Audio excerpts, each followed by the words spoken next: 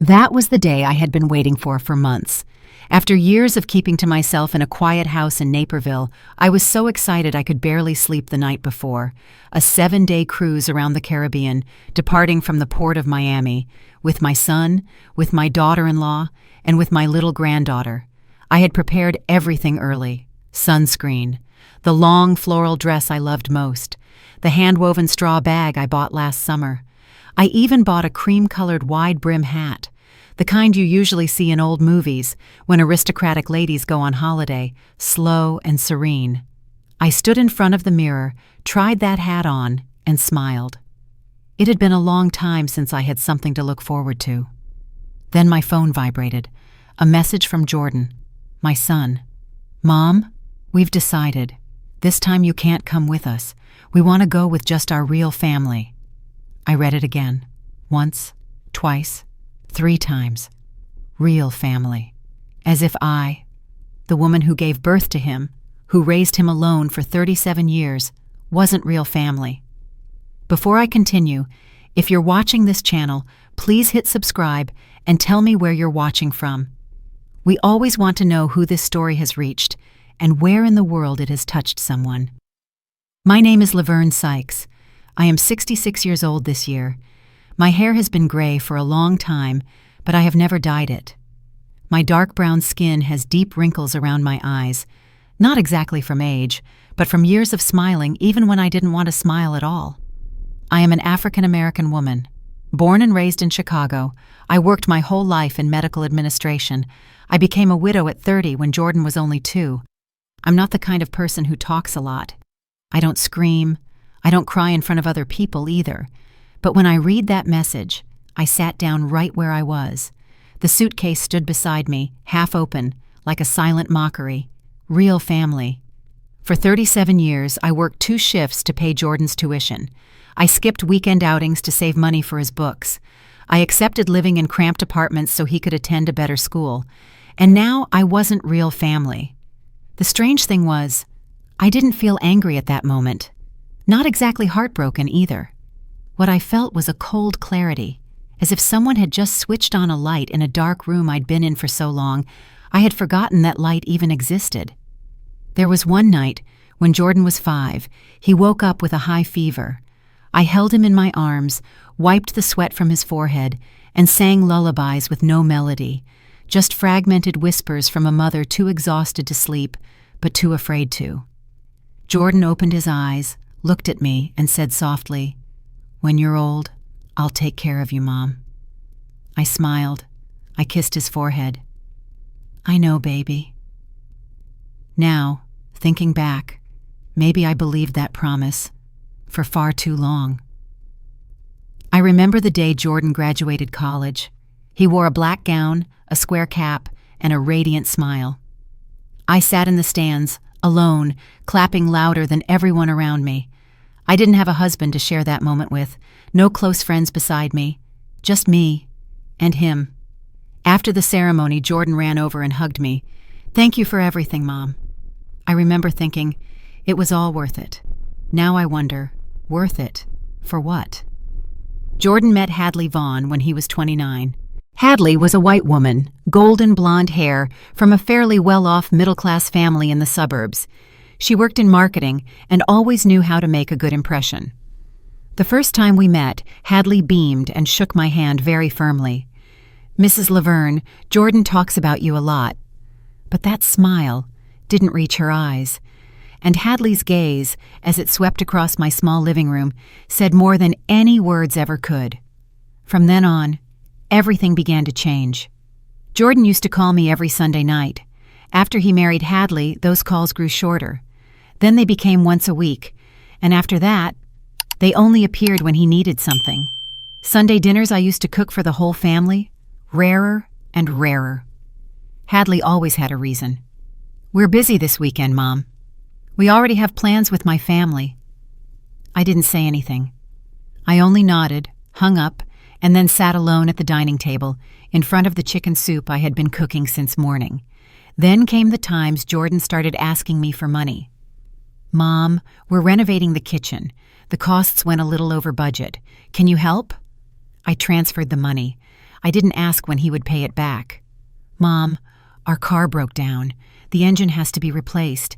I know you're saving up, but—" I transferred money again.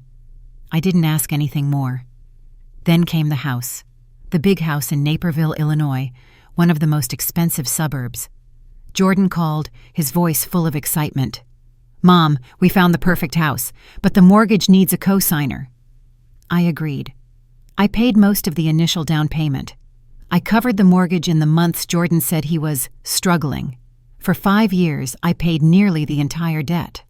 On paper, Laverne Sykes, the primary owner. But they never called it Mom's house. They always said, "our house." And I, the foolish one, kept thinking that was just how family talked. 3 months before the cruise, Jordan called me. "Mom, we're planning a summer cruise. Do you want to come with us?" I was surprised and delighted. "Are you sure? Hadley doesn't mind?" "No, Mom. Everyone wants you to go." I booked the ticket. I prepared clothes. I even bought a gift for Aubrey, my little granddaughter, a pink swimsuit with starfish on it. Then that morning came. I stood beside my suitcase, ready to head to the airport. A message. "Mom, we've decided. This time you can't come with us. We want to go with just our real family." I called back. No one picked up. I texted. "Can you explain clearly?" No response. I sat down on the floor, right beside the suitcase. And for the first time in years, I cried. Not sobbing, just tears flowing quietly, soaking the collar of my shirt. But when the tears ran dry, another feeling appeared. Clarity. That moment wasn't the end. It was when I began to look at everything with different eyes.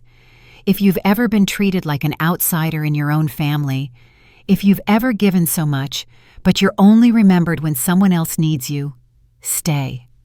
In the next part, I'll tell you what I did right after I stood up from that floor. A quiet, legal decision, and it changed everything. I didn't call Jordan again. I didn't text asking for a reason. I didn't beg. I didn't explain either. Instead, I walked into the small office at the end of the hallway, the room I had long used to store things I didn't need every day, but were most important when I did. I opened the wooden cabinet drawer beneath the desk. Inside was a blue folder. I took it out, set it on the desk, and opened it page by page slowly. And everything was there. The ownership documents for the house in Naperville, the mortgage contract, the transfer receipts from my account to the bank, regular, month after month. All of it carried the same name. Laverne Sykes, primary owner, Jordan and Hadley, were only legal residents in that house. I had never transferred ownership to them, not because I distrusted my son, but because every time Jordan mentioned it, I delayed. "I'll do it later, honey. We're family. No rush." And they never asked again, because there was always family, at least until they no longer needed anything from me. I suddenly remembered something Hadley once said when I asked about Aubrey's birthday party that I hadn't even been invited to. "We just want to keep it private for close family, Mom." Close family. Now I understood. I wasn't close family. I was just an ATM. The next morning, I called Sterling Knox. Sterling was a lawyer I had known for more than 10 years through work. He was an African-American man in his 50s, his hair already touched with gray, his voice low and slow, the kind of man who didn't say much, but every sentence carried weight. "Sterling," I said on the phone, my voice so calm I surprised even myself. "I need to meet with you about my son's house." The next day, I sat in his office in the Chicago Loop. The room had dark wood-paneled walls, a large window looking down onto busy Michigan Avenue below. The skyscrapers reflected the morning sunlight. Faint car horns drifted up from the street. I placed the blue folder on the desk and slid it gently toward Sterling. He opened it, read each page, not rushed. His eyes moved over the lines of text, the numbers, the signatures. Then he nodded, slowly. "Laverne," he said, serious. "Legally, this house belongs to you. You have full authority to sell at any time without needing their consent or prior notice." I asked, my voice still even, "What about their belongings in the house?" "You need to give them a reasonable amount of time to remove their things. By standard legal practice, that's 30 days. I was silent. I looked out the window.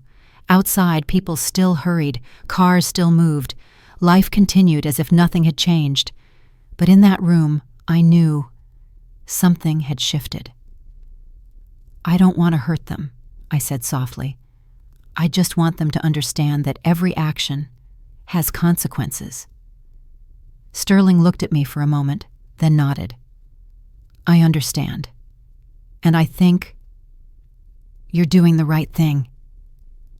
I left Sterling's office with a very strange feeling, not the thrill of revenge, but the peace of someone who had just taken back control of her life. I didn't want to hurt Jordan. I was his mother. I still loved him. But love didn't mean allowing someone to use me indefinitely. I called a professional real estate brokerage, the kind that worked with high-end clients and didn't put a for sale sign in the yard. I said clearly, "I want a fast process, serious buyer, immediate payment." The agent said, "The location in Naperville is excellent, Mrs. Laverne. With a reasonable price, we can find a buyer within 2 weeks." I priced it fairly, not low, not inflated. I didn't want to profit. I just wanted to take back what was mine and move forward. Maybe, if you're listening to this, you'll think I was preparing revenge. But no. What I did next didn't come from anger. It came from clarity, and that, more than anything, was what changed everything in a way no one expected. While I quietly prepared everything, Jordan and Hadley had boarded the cruise ship. I knew that because I saw the photos on Instagram. Hadley posed with a brightly colored cocktail on the deck. Jordan held Aubrey, father and daughter, smiling under the deep blue Caribbean sunset. Elegant dinners, private excursions, and then I discovered something. They were still using my credit card. The card was still linked to the bookings from when I had planned to go with them. Spa massages, private tours, everything was charged to my account. In that moment, I didn't get angry. I simply confirmed that I had been seeing everything the right way, not because of money, but because of principle, respect, and boundaries. I froze the card immediately, blocked their phone numbers. From that moment on, any communication, if there was any, would go through attorney Sterling Knox. There was a winter night when Jordan was 12. Chicago was bitterly cold. Snow covered the roads. I worked the night shift at the hospital and came home at 3 in the morning. When I opened the door, I saw Jordan curled up on the sofa. The light was still on. His eyes were red. "What's wrong?" I asked. "I couldn't sleep," he said. "I was scared something would happen to you on the way home." I pulled him into my arms and kissed the top of his head. "I'm here. I always come home to you." Now, thinking back, I wonder, when did Jordan stop worrying about me? When did he start seeing me as a tool instead of a mother? Maybe it was when Hadley appeared. Maybe it was when he had his own real family. A week later, the brokerage called me. "Mrs. Laverne, we have a couple who wants to buy immediately. They're ready to pay the full amount in cash." I signed the papers. 2 days later, the transaction was completed. So fast, it even left me stunned. The money was transferred directly into my account. The keys were handed to the new owners, with instructions that they could take possession at any time. I chose the handover date, exactly when Jordan and Hadley were returning from the cruise. I left a letter taped to the door, printed on the letterhead of Sterling Knox's law office. "This property has been legally sold. Your personal belongings have been placed in storage. The storage address can be provided through the office of Attorney Sterling Knox. The removal and storage were carried out according to proper legal procedure under the supervision of the local enforcement unit. You have 30 days to retrieve your property. All communication must be conducted through counsel." And then, for the first time in many years, I did something just for myself. I rented a small lakeside apartment in Kenosha, Wisconsin. The only thing that woke me each morning was the sound of waves, a place where no one told me I spoke too loudly. No one said my opinions were outdated. No one said I wasn't real family. As I drove to my new apartment, I felt an emotion I hadn't felt in a very long time. Freedom. Not the freedom of someone running away, but the freedom of someone who had finally understood her own worth. On the first morning in Kenosha, I woke up to the sound of waves. Not an alarm clock, not a ringing phone, just the waves, gentle, steady, like the breathing of a more peaceful world. I lay still in bed for a long time, watching the morning sunlight slip through the curtains, casting pale golden streaks across the wooden floor. This apartment was so simple, it was almost bare. One small bedroom, a kitchen just big enough, a living room with a balcony facing Lake Michigan. But it was mine. No one's name was on the lease but mine. No one had a key but me. No one had the right to enter without being invited. For the first time in 37 years, I lived in a space that was completely mine alone. I stepped out onto the balcony with a hot cup of coffee in my hand. Cool lake wind blew in, carrying the scent of water and wet grass. It was still early, so the beach was nearly empty. Only an old man walking his dog and a young woman jogging along the shore. I sat down in the wooden chair, old, paint peeling a little, and for the first time in days, I allowed myself to smile.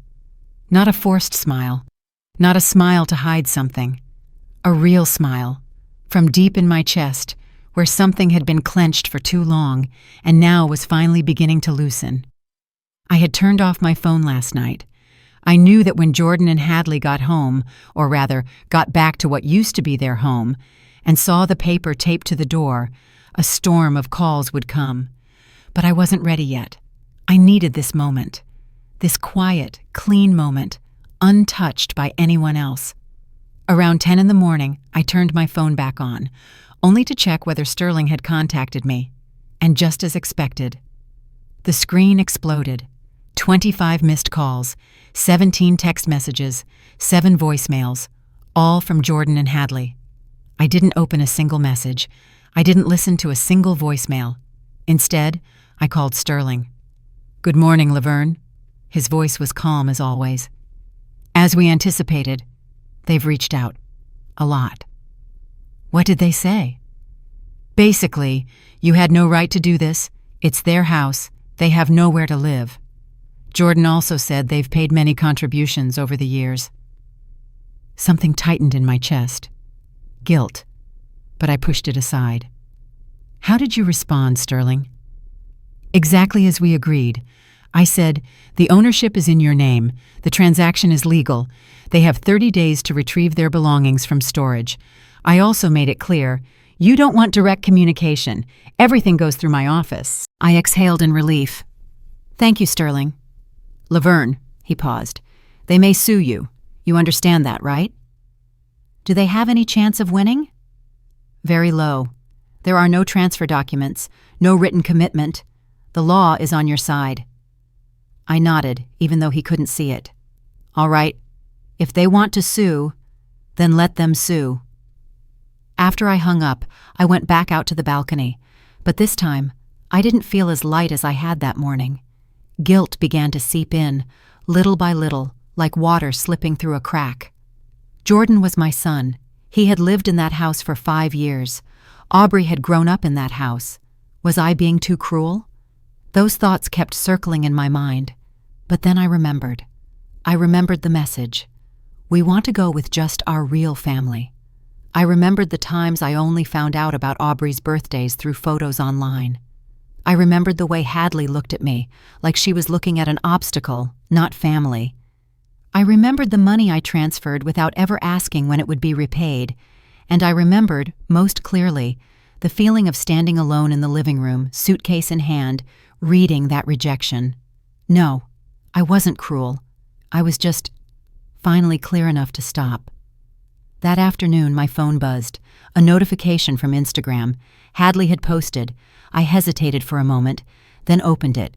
It was a black and white photo. Hadley sitting by a window, arms wrapped around her knees, eyes sad as she stared outside. The caption read, "Sometimes the people you think are family are the ones who hurt you the most. Sometimes a gift isn't a gift, it's a price. Be careful of the invisible strings people tie around you before you even realize it. Some people can never accept that their children have grown up. They want control, forever." Under the post, there were already nearly 100 comments. Most of them were supporting Hadley. "You deserve better." "Toxic mother-in-law, honestly, I get it. Stay strong, you're doing the right thing." I read it and felt a strange calm, not anger, not sadness, just realization. Hadley had always been good at telling stories. She was good at creating an image, good at controlling the narrative, good at turning herself into the victim. But the people reading that post, they didn't know the full story. They didn't know how many years I had paid the mortgage. They didn't know how I had been cut out of the cruise. They didn't know what it felt like to stand alone with a suitcase, reading the words, "real family." And most importantly, I didn't need them to know. I didn't need to prove anything to anyone on social media. I only needed to live with my conscience, and with the decision I knew was right. I closed the app. No comment. No reply. No block. Silence was the strongest answer I had. That afternoon, my sister, Moira, called. I stared at her name vibrating on the screen, and I knew this conversation would be difficult. Moira was kind, but she was also the type who always believed keeping the peace in the family matters more than right or wrong. I picked up. "Laverne," her voice already carried a tone of reproach.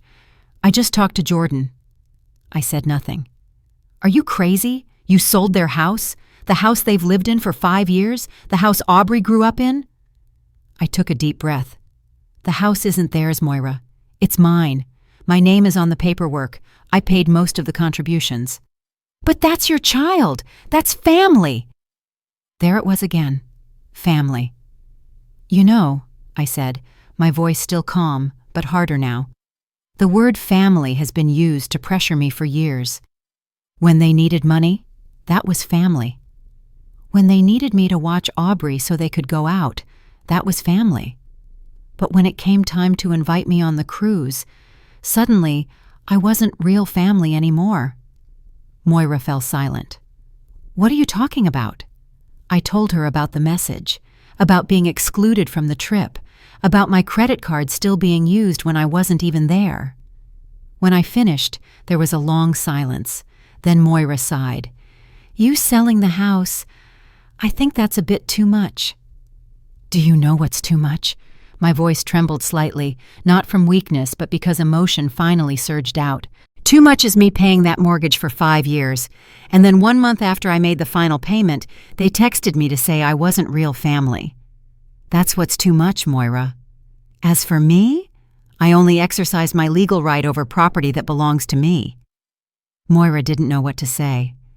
"So where will they live now?" she asked, her voice smaller. "They're adults. They have jobs. They'll rent a place like everyone else, and maybe, just maybe, they'll learn that treating people like disposable objects has consequences." After I hung up, I sat still in my chair. That small stab of guilt was still there, but beside it, there was something else, steadier, clearer, self-respect. That night, I lay in bed in my new apartment. An unfamiliar ceiling, unfamiliar waves, unfamiliar air, but I didn't feel lonely. I felt free. I thought about something Sterling once told me years ago in a casual conversation. "Laverne, boundaries aren't walls to push people away. Boundaries are doors. You decide who comes in, when, and under what conditions. Without boundaries, you don't have a home. You only have a piece of land being invaded." Back then, I nodded politely, but didn't truly understand. Now I did. For 37 years, I had no boundaries. I let Jordan and Hadley walk into my life whenever they wanted, take whatever they needed, without asking, without gratitude, without respect. And when I finally set a boundary, I was called toxic. But boundaries aren't toxic. Boundaries are love, love for yourself. And if someone doesn't respect that boundary, that isn't the boundary's fault. The next morning, I woke up earlier. This time, I didn't just sit on the balcony. I put on old workout clothes, went down to the beach, and started walking. One step at a time, my feet sinking lightly into the soft sand, sea wind blowing through my hair. And as I walked, I felt something strange. Light. Not light because the financial burden was gone, but light because the psychological burden was gone. The burden of having to prove I deserved love, deserved respect. I didn't have to prove it anymore. I only had to know. And now I did. Ahead, the sun was rising from the horizon, a blazing orange sphere painting the sky and the surface of the lake. I stopped and looked, and in that moment, I understood. This wasn't the end. The next morning, I woke up to the sound of waves. The new apartment in Kenosha was so simple it was almost empty. Nothing luxurious, no expensive items to show off to anyone. But just looking outside, seeing Lake Michigan spread out like a giant mirror, I understood. There were things more valuable than any big house in Naperville. I made a cup of coffee, sat down on the small balcony, and for the first time in days, I allowed myself to smile. The phone was still silent. I had turned it off last night, because I knew that when Jordan and Hadley came home and saw the notice taped to the door, a storm would crash down. Calls, messages, demands, and surely there would be accusations, as if I had just done something cruel and unreasonable. But I wasn't ready yet. I needed this peaceful moment, a small, quiet bubble I created for myself, after years of a life that always revolved around meeting needs. Around 10 in the morning, I turned my phone back on, just to see whether Sterling had contacted me. Exactly as I had predicted. Dozens of missed calls from Jordan and Hadley, voicemails, long messages. Some sounded like pleading, some sounded like attacks. I didn't open any of them. I called Sterling directly. "Good morning, Laverne," he said as soon as he picked up, his voice still deep and steady. "Just as we expected. They've reached out, and they're very agitated." "I figured," I replied calmly. "What did they say?" "Basically, they say you have no right to do this. They say it's their house. They say they have nowhere to go." Jordan also emphasized that they've contributed many payments over the years. A flash of guilt passed through me, quick as wind skimming across the surface of the lake. It was true they had paid a few things at certain times, but I had covered the majority, and the property taxes for the last 3 years had come entirely from my account. "What did you tell them?" I asked. "Exactly what we agreed on. The ownership is in your name. The transaction is legal. They have 30 days to retrieve their belongings from storage. I also made it clear you do not want direct contact. All communication will go through my office." I let out a small breath. "Thank you," I said. "Can they sue me?" "They can try," Sterling answered bluntly, "but they have no grounds. There are no transfer documents. You've never signed any commitment. Legally, you are protected." I hung up, went back out to the balcony with a cup of tea, and the strange thing was, I didn't feel triumphant. I only felt something very quiet, a feeling as if order had finally been put back in its proper place. For years, I was the person they came to when they needed money, but never the person they came to when they needed companionship. I was good enough to co-sign, good enough to pay taxes, good enough to help a little, but not good enough to be invited to little Aubrey's birthday. By noon, my phone buzzed with a new notification. Hadley posted an Instagram story. Some people can never accept that their children have grown up and started their own families. Some toxic, controlling mothers-in-law, even when they pretend to help. Be careful with gifts that come with invisible strings. I gave a soft chuckle, a very small, very tired laugh. Typical. Always knew how to cast herself as the victim, in every story. I didn't respond. Not publicly, not privately. From now on, silence would be my only answer. That afternoon, my sister Moira called. I wasn't surprised. I could almost hear her speech before I even picked up. "Laverne," Moira said immediately, her voice both panicked and angry. "Are you crazy? Jordan called me." He was crying. How could you sell their house? I answered slowly, clearly. That house isn't theirs, Moira. It's mine. My name is on the deed, and I paid most of the monthly contributions. But he's your child, she insisted. We're family. There it was again. Family. I took a deep breath before answering, so my voice wouldn't turn into an argument. Family? I said. That word has been used to pressure me for years. When they need money, we're family. When they need me to watch Aubrey so they can go out, family. But when it comes time to invite me on the cruise, suddenly, I'm not real family. Moira froze. What are you talking about? And I told her every word of the last-minute message that cut me out of the trip, and how I discovered they were still using my credit card to enjoy themselves on the ship. Moira was silent for a moment, then asked, her voice weaker, "And you sold the house. Isn't that a bit too extreme?" I felt heat rise in my throat, but I kept my voice calm. Compared to Naperville, this place was much more modest, but it had everything I needed: a warm bedroom, a small kitchen, just enough for me to cook for myself, and a balcony facing the lake, which quickly became my refuge. I hung a few old photographs on the wall, photos from when Jordan was small, before everything got covered in resentment, manipulation, and contempt. That morning, as I was sipping coffee, Sterling called. "Good morning, Laverne," he said. "I need to let you know, Jordan and Hadley have hired a lawyer." My stomach tightened for a beat, but I kept my voice calm. "What are they claiming?" "They're trying to argue there was a verbal agreement, that you promised you would eventually transfer the house to them. They're also presenting a few payments they made as evidence that they have rights to the house." "Do they have any chance of winning?" I asked. Sterling answered directly. "Honestly, very small. Verbal agreements are hard to prove, especially without witnesses. And the fact that they paid a few things does not override your legal ownership." I took a deep breath, both sad and determined. I never imagined I would enter a legal battle against my own son. Sterling paused, then said, "Right now, you don't need to do anything quickly. I'll respond officially and reaffirm your position.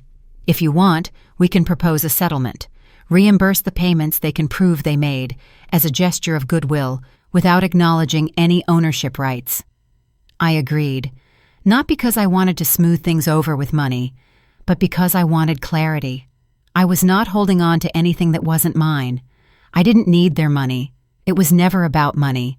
This was about respect, about boundaries, and about proving that I wasn't an ATM to be called whenever it was convenient. Beside her, his hands trembling, eyes red, as if he was both terrified and so happy he could shatter. Then Jordan carried that tiny baby out for me to see for the first time. "Mom," he said, his voice catching, "this is your granddaughter, Aubrey Rose Sykes." I cried, not the quiet tears I had now. I sobbed like a child. I cried because I saw my son understand what responsibility meant for the first time. I cried because in that moment, I believed all my years of struggle had finally found somewhere to land. "Thank you for everything, Mom," Jordan whispered then. "Without you, I couldn't have this family." I held my tiny granddaughter in my arms. Her little body was warm. The faint smell of milk was soft like comfort. Her small fingers wrapped tightly around my finger as if she already recognized, "This is the person who will hold me in place." "I will always be here, sweetheart," I promised Aubrey then, even though I knew she couldn't understand. Always. But then the years passed. Hadley slowly built invisible walls. When I wanted to visit, it was always not convenient. When I asked about timing, it was always maybe next time. There were birthdays I only learned about through photos on social media, not through an invitation. There were moments I should have been there, but instead I stood outside, like someone looking through the window of someone else's home. And now, to see my own granddaughter, I had to accept being supervised like a stranger, but at least I still got to see her. The next morning, I woke up with an idea that was strangely clear. If I wanted to keep Aubrey in my life, I couldn't live on supervised 2-hour visits. I couldn't wait for others to allow my love to exist. I needed to create memories strong enough, things that would cling to her childhood, so that when she grew up, she would remember. Grandma was always there. I pulled open a drawer, took out an old notebook, and began to write, my handwriting slightly slanted because my hands still trembled faintly. List. Things Grandma can do for Aubrey. Make a photo album, photos from when she was little, with handwritten notes about each moment. Write letters for the future. 1 letter each month for Aubrey, sealed, for her to read when she is older. Create a memory box, a small wooden box holding seashells from the beach, dried leaves, movie tickets, all the little things we experience together. Teach her something only the two of us know, maybe a song, a baking recipe, or a secret game. I stared at that list for a long time, and for the first time in days, I had a clear purpose, a purpose that had nothing to do with lawyers, disputes, or bitter adults. This was pure love, no conditions, no demands for anything in return. I spent that whole afternoon digging through old photo boxes. There was a photo of Jordan holding Aubrey as a newborn, his eyes shining with a happiness I had never seen in him before. There was a photo of Aubrey's first birthday. She sat in front of a pink cake, hands full of frosting, laughing wide. I was in that photo, standing beside her, my hand supporting her. There was a Halloween photo when Aubrey was 3. She dressed up as a little butterfly, and I was the one holding her candy bag. I remembered that day clearly. She kept spinning in circles, clapping excitedly because she loved the wings. But there were also photos where I wasn't there. Aubrey's first day of preschool, a Disneyland trip, a cozy Christmas party with the whole family, on Hadley's side. I looked at those photos and felt a numbing sadness. It didn't flare up violently. It only spread, growing colder, as if someone placed a stone on my chest. But I didn't let it pull me down. I took a deep breath, chose the best photos, the moments where Aubrey smiled brightest, the moments when she and I were together, and started pasting them into a new album. Next to each photo, I wrote carefully, "This day, you were 3 months old. You held Grandma's finger so tight. I knew right then you would be a strong little girl. Your first birthday. You didn't like cake much, but you loved tearing gift wrap. I laughed all day. Halloween when you were 3. You wanted to be a butterfly because you liked pink and you wanted to fly. I thought, my granddaughter will fly very far." Simple lines. But every word was soaked in feeling, like a way of keeping myself from the pain of being excluded from her life. I knew that one day, when Aubrey was old enough, she would read those lines, and she would understand. Grandma never forgot her, not even for a single day. And maybe you'll think, making an album, writing letters, making a memory box, all of it sounds gentle, maybe even beautiful, like a healing scene in a movie. I used to think it was only a way for me to comfort myself. But you know what? Sometimes those little things become the only thing that keeps you standing when the real storm hits. Because once adults start fighting, the child is the first one to be pulled back and forth. And I didn't know that. In just a few weeks, everything would escalate in a way no one could have predicted. While making the photo album, I started thinking more deeply about the biggest lesson this story had taught me. Love does not mean having no boundaries. For many years, I had confused the two. I thought loving my child meant giving him everything he wanted, never refusing, never setting limits. But what was the result? Jordan never learned how to stand on his own. He didn't know how to value what he had. And more importantly, he didn't know how to respect other people, even his own mother. Now, with Aubrey, I wanted to do it differently. I would love her unconditionally. That would never change. But I would also teach her, through actions, not lectures, that love goes with respect. Without respect, it isn't love, it's toxic dependence. Adults have the right to say no, and that doesn't mean they love you less. You don't have to buy love with money or blind sacrifice. Real love is giving and receiving, 2 ways. These were the lessons I wished I had taught Jordan when he was young, but I also understood. It is never too late to begin again, this time with the next generation. That night, I dreamed. In the dream, Aubrey was grown. She was about 15 or 16, tall and lanky, hair tied in a ponytail, wearing an oversized varsity jacket. We were sitting on this very swing chair on the balcony. Aubrey held the photo album I had made, flipping through the pages, smiling. "You remember everything about me, don't you?" she said, her voice full of amazement. "Of course," I answered in the dream. I could never forget. Aubrey looked up at me, her eyes shining. "I heard Mom say, there was a time when you and my parents didn't speak, but you didn't leave me, did you?" I pulled her into my arms. "Never, sweetheart. No matter what happens between adults, I still love you. Always." When I woke up, my cheeks were soaked with tears, but they weren't sad tears. They were the kind of relieved tears, as if my soul was telling me, "You're doing the right thing. Keep going." The next morning, I wrote my first letter to Aubrey. I wrote in blue ink, on paper lightly scented with lavender. My handwriting wasn't as pretty as it used to be. Age made my hands tremble a little, but every stroke carried feeling. "Dear Aubrey, my love, today is June 15th. You just turned 4. We only saw each other on Sunday afternoon, and I still can't stop smiling when I think of your smile. Maybe when you read this letter you will be much older, maybe 8, maybe 12, or even 18. I don't know. But I want you to know one thing. Wherever I am, no matter what happens, I will always love you. Not because you are a perfect granddaughter, but because you are you, with all your laughter, your questions, and even the times you are stubborn. I hope you grow up in love. I hope you learn to set boundaries when you need to, and I hope you never let anyone, even family, make you feel like you are not good enough. You are good enough. You always are. Love you so much, Grandma Laverne." I folded the letter carefully, put it into a white envelope, and sealed it with red wax, the old-fashioned kind, formal, like a vow. On the envelope I wrote, "For Aubrey, open when you need to hear Grandma say that she loves you." Then I placed it into a small wooden box, the box I would give her one day. When I closed the lid, I didn't know that only a few weeks later, everything would escalate in a way no one could have predicted. I didn't know Hadley would make that desperate decision.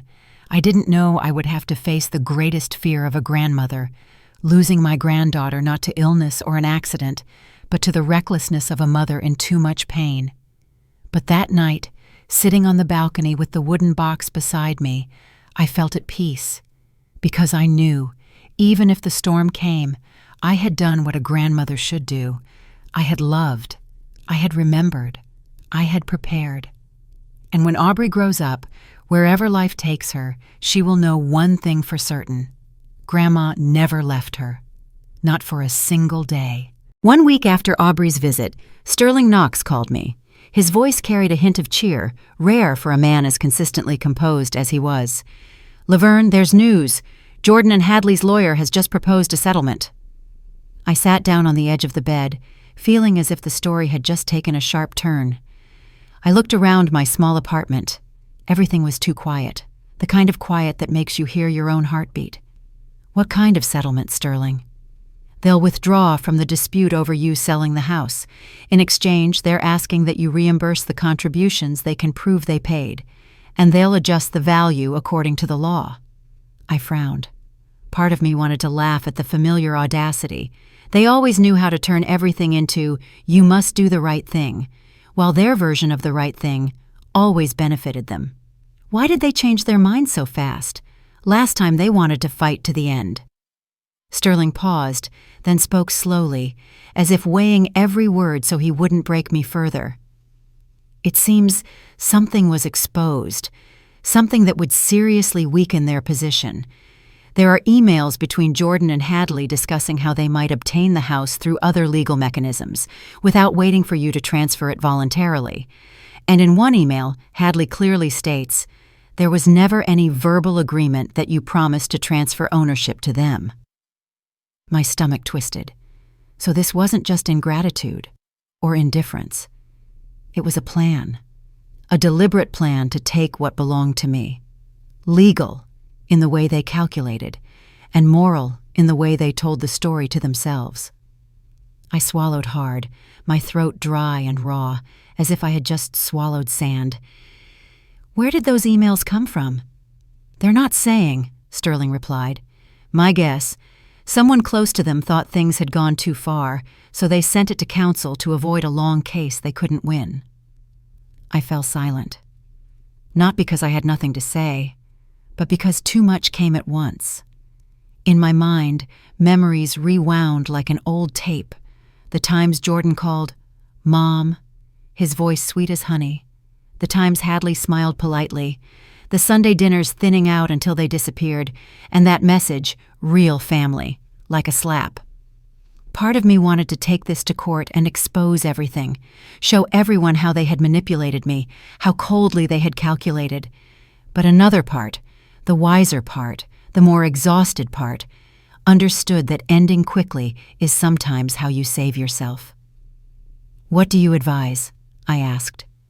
My voice was calm, but my hand tightened around the phone. "Legally, you can refuse and still win, especially with this new evidence. But the cost will be months of litigation, a great deal of emotional and financial drain, and your relationship with Jordan will erode even further." I turned toward the balcony. Lake Michigan was pale gray that day, the surface flat like cold metal. The tide was pulling back, leaving a thin sheen of light on the wet sand, as if the whole world were quietly retreating, making room for something else. "How much have they contributed in total?" I asked, sounding like I was asking for a number, but really I was asking, how much more can they still take from me?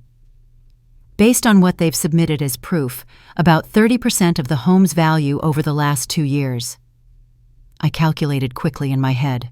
Not small, but nowhere near what I had poured in over many years. The down payment, the months Jordan was struggling, 3 years of property taxes, and all the other unnamed help I had given. I closed my eyes for 1 second. When I opened them, I heard my own voice speak clearly, as if the answer had been there all along, just waiting for me to be strong enough to say it.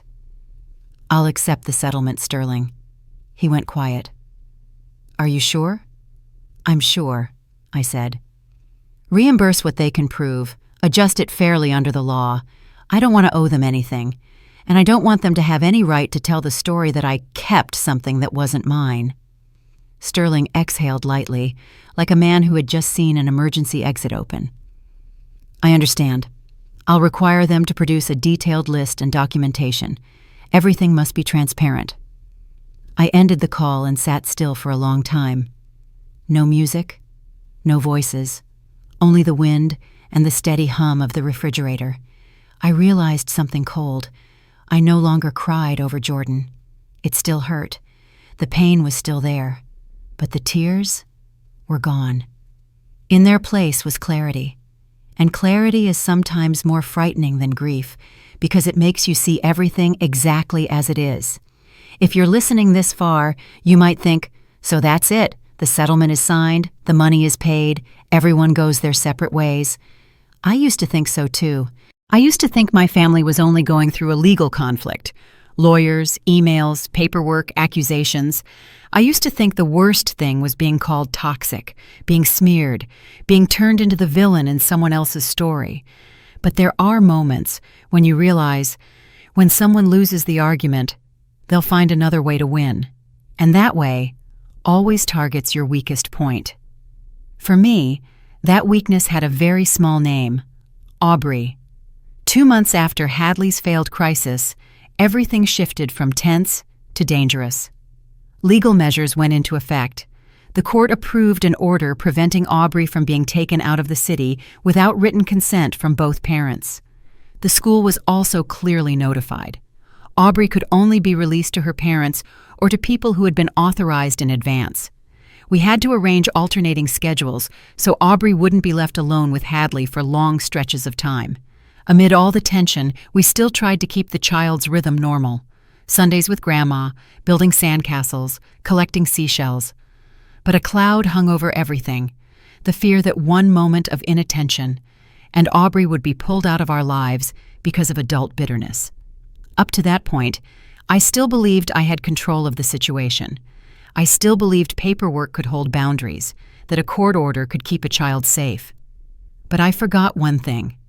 When people are desperate, they can become reckless enough that they no longer care about consequences. One quiet morning, while I was making coffee in the kitchen, my phone rang. It was Coretta. Her voice was urgent, almost breaking. "Laverne, something's happened. Hadley disappeared with Aubrey." My heart dropped straight to the bottom of my chest. "What do you mean, disappeared?" "Hadley was supposed to take Aubrey to school this morning, but she never showed up. Her phone is off. She's not at home, not at work," I told Jordan. "He's on his way to the police station to file a report." I hung up, my hands shaking so badly I had to grip the counter just to stay upright. The coffee was still dripping into the cup. The smell rose, an absurd smell in the moment when my whole world had just shattered. I grabbed my bag, my car keys, and drove straight to the police station, where I knew Jordan would be.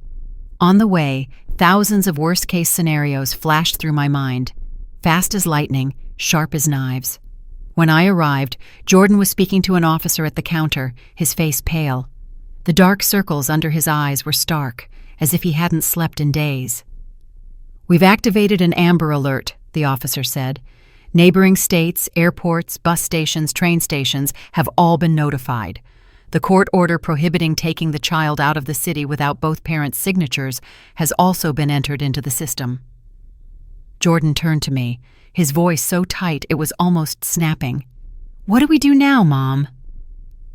I had never seen my son like that. Not angry, not arrogant, but panicked. A father who had had the most precious thing taken from him, standing in a crowded place yet hollow, as if his heart had been carved out. The officer continued, professional but not heartless. "Go home and wait for contact. Keep your phone with you at all times. While you're waiting, try to think where she might take the child. Relatives, friends, previous vacation spots. Any lead could be valuable." Leaving the station, we carried a helplessness only those who've lived it can understand, the feeling that you can do nothing but wait. Jordan decided to come to my apartment instead of going back to his own place. "I don't want to be alone," he said hoarsely. "Here," I replied. "You stay here with me." We sat in the living room, trying to list every place Hadley might take Aubrey. Hadley's family was only Coretta and an elderly uncle in a rural area. She had few close friends, and most of them were mutual friends with Jordan, no one who seemed likely to get involved in something this serious. Then Jordan suddenly jumped to his feet, as if struck by a bolt of light. "Wait, her college boyfriend, Richard Miller. They kept in touch even after we got married. He moved to the Florida Keys a few years ago." I looked at Jordan, hearing myself swallow. "You think she'd take Aubrey across the border?" "I'm not sure, but I think it's possible." I told Jordan to contact the police immediately.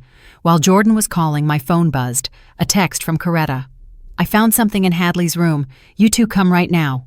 We drove straight to Coretta's apartment, where Hadley and Aubrey had been living since the separation. Coretta opened the door, drained. Her eyes were red, her shoulders collapsed like someone who had just survived a night without breathing.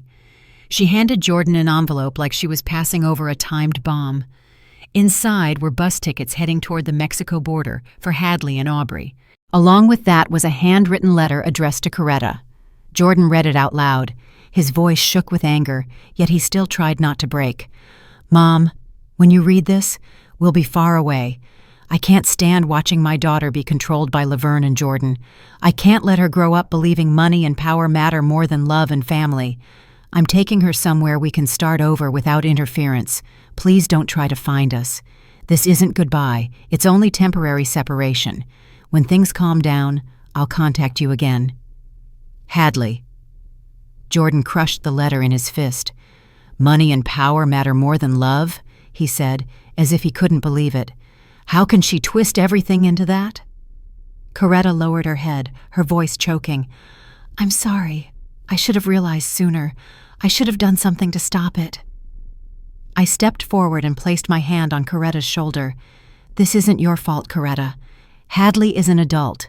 She made her own choice." Jordan immediately called the investigator back, providing the bus tickets, the route, and Richard Miller's name in the Florida Keys as a possible source of shelter. The next hours were tight as a wire. The phone sat right in front of us. Every small buzz made my heart jolt. Coretta made coffee, then made tea, then put together snacks, but no one could swallow a bite. Night fell. The three of us were still sitting in the living room, exhausted, but unable to sleep. Near midnight, Jordan's phone buzzed. He sprang up to answer. His face turned ghostly pale. It was the police station. "We have information about your daughter. She has been located at a motel near the Mexico border with her mother. Both are physically safe. Local police are holding them until the legal issues are resolved." Jordan collapsed into the chair. Tears spilled out from relief, as if he had just been able to breathe again after being submerged for too long. "Thank God," he whispered. Then his voice jumped, frantic. "When can I see her? How do I bring her back?" "A family court officer will contact you in the morning to guide you through the next steps," the voice on the other end replied. "For now, your daughter is safe. That's what matters most." Jordan hung up. And then he hugged me. After that, he hugged Coretta. A strange trio: a son, his mother, and his former mother-in-law, bonded by love for a little girl who had just become the center of a family storm. Coretta trembled as she asked, her voice breaking, "Now, what happens?" Jordan drew a breath, his eyes still red. Hadley may have to face legal consequences for trying to take Aubrey out of the country without permission. And in that moment, I understood a truth that was both painful and clear. When adults go to war, the child is always the first to pay the price. The following days felt like a tangled mess of thread. Everything was paperwork, calls, signatures, schedules, and a constant sense of anxiety hovering just overhead. Jordan had to travel to the border area to pick up Aubrey. He went with a family court officer as a required part of the procedure. Hadley was temporarily detained for questioning. After that, she was released, but with a clear condition. Hadley was not allowed to have unsupervised contact with Aubrey until the case was resolved. 3 days later, I saw my granddaughter again. Aubrey looked confused, like a child who had been yanked out of a nightmare without understanding what had happened. She trembled with emotion, but at least she was safe, physically intact. The moment she saw me, Aubrey ran into my arms, holding on tight, burying her face in my neck like when she was smaller. "Grandma, Mom said we were going to live in another country, just the two of us, but I didn't want to go without saying goodbye to you and Dad." I held her tighter, breathing in deeply to keep my voice steady. "I know, sweetheart. Sometimes adults make the wrong decisions, even when they think they're doing the right thing. What matters is that you're safe now, and all of us love you very much." 6 months after the crisis, the picture in front of me didn't look like anything I had ever imagined. Aubrey lived mostly with Jordan in a larger apartment near my place. I picked her up from school 3 days a week, then spent the whole afternoon with her until Jordan got off work. And on weekends, we often gathered for family activities in the simplest way, taking walks, eating a meal together, going to the beach to play in the sand. Hadley, after completing half of a therapy program, began to show signs of change. The supervised visits gradually became less tense, and for the first time, I saw her seem to accept the new reality, focusing more on rebuilding her relationship with her daughter rather than continuing to fight the circumstances. And if you've stayed with me this far, let me ask for one small thing. Please hit subscribe and stay with me for a few more minutes, because the end of this story isn't about who won and who lost. The ending is a very small moment, a very ordinary afternoon. But that moment made me understand. Sometimes healing doesn't come through a perfect apology. It comes through sitting down beside each other and telling the truth. One Sunday afternoon, Jordan and I sat on the balcony, watching Aubrey play in the sand on the beach in front of my home. A breeze from Lake Michigan was gentle. The sunlight wasn't harsh, just warm enough to make you feel you were still alive, still able to begin again. Jordan asked me something that made me pause. "Mom, "Do you regret selling the house?" I thought for a moment, not because I had to search for an answer, but because I wanted that answer to be true to everything I had lived through. Then I shook my head. No, it was a drastic decision, and it hurt all of us at that time. But look at where we are now. I pointed ahead. Aubrey was excitedly building a sandcastle, the calm water stretching out behind her, and my son and I were sitting beside each other, something we hadn't truly done in years. If I hadn't done that, I continued, maybe we'd still be trapped in the same toxic loop. You weren't happy in a marriage that couldn't be saved, but you were afraid to leave. I was being financially exploited and emotionally ignored. And Aubrey would have grown up inside distorted patterns she would think were normal. Jordan nodded slowly. I think you were right. It was a painful wake-up call, but necessary for all of us. Hadley, too, I added. She had to face her own issues, something that might never have happened if we kept the old dynamic. Jordan turned to me, his expression serious. The thing I respect most, he said, is that no matter what happened, you never used Aubrey as a weapon. You didn't try to cut her off from her mother, and you never spoke badly about Hadley in front of Aubrey. You always prioritized their mother-daughter relationship, even after Hadley tried to take Aubrey. I looked out toward the sand where Aubrey was laughing and felt something inside me soften. Aubrey deserves to have both her mother and her grandmother in her life, I said. This isn't a win-lose game when a child's happiness is at stake. Aubrey ran back over, her hair salty and wet, her face glowing. Grandma, Dad, come see my castle. I made a special place for each of us. Even for Mom, too, when Mom can come to the beach with us. We stood up and followed her to the water's edge. A detailed sandcastle rose there, decorated with colorful shells and little flags made from twigs and palm leaves. Aubrey pointed to each section, explaining who would live where in her imagination. Watching that, my granddaughter proud of her home, my son standing beside me, and the blue water stretching to the horizon, I understood that no matter how painful the journey had been, we had arrived where we needed to be. Not a perfect family, not an ideal situation. There were still scars, sad memories, and certainly more challenges ahead. But there was also love, respect, healthy boundaries, and an understanding I had paid a very high price to learn. Real relationships are not built on exploitation. They are built on mutual care and reciprocity.